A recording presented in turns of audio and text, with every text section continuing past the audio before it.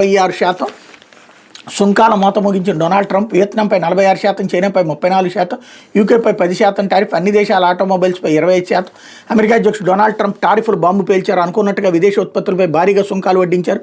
భారతదేశ ఉత్పత్తులపై 26% టారిఫ్ వసూలు చేయనున్నట్టు ప్రకటించారు. వియత్నాం ఉత్పత్తులపై 46%, చైనాపై 34%, యూరోపియన్ యూనియన్పై 20%, స్విట్జర్లాండ్పై 31%, తైవాన్పై 32%, జపాన్పై 24%, యూకేపై 10% సుంకాలను ఖరారు చేశారు.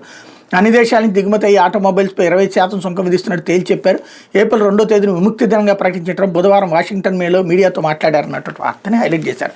అయితే మీ నిబద్ధతకు హ్యాట్స్ ఆఫ్. స్థానిక సంస్థల పార్టీ ప్రజాప్రతినిధులు వైఎస్ జగన్, మిమ్మల్ని చూస్తుంటే గర్వంగా ఉంది. ఎప్పటికీ రుణపడి ఉంటా. రాజకీయాల్లో విలువలు, విశ్వసనీయత ఉండాలని గట్టిగా నమ్మిన వ్యక్తి నేను.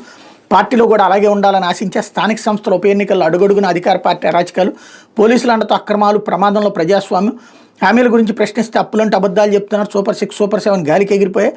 బాబు మోసాలు క్లైమాక్స్కి చేరే. ప్రజలు అన్నీ గ్రహిస్తున్నారు. మాట మీద నిలబడే పాలన కోసం, తమ కోసం తప్పించే గుండె రావాలని ఎదురు చూస్తున్నారు. జగన్ 2.0లో కార్యకర్తలకు తోడుగా ఉంటా, మీకు మాటిస్తున్నా అన్నటువంటి వార్తని ఇక్కడ హైలైట్ చేశారు. స్థానిక సంస్థలు ఎన్నికలు నిర్వహించిన 50 స్థానాలకు గాను 39 చోట్ల వైఎస్ఆర్సీపీ కార్యకర్తలు గొప్ప తెగింపు చూపించి గెలిపించారు. ప్రజాస్వామ్యంలో సంఖ్యాబలం లేనప్పుడు పోటీ చేయకుండా హుందాగా వదిలేయాలి.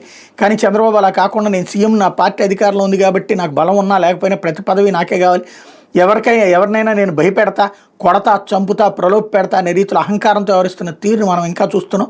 ఇది ధర్మమేనా, న్యాయమేనా? రాష్ట్రంలో ప్రతి ఒక్కళ్ళు ఆలోచన చేయాలన్నట్టు వార్తని హైలైట్ చేశారు. అయితే పరిధి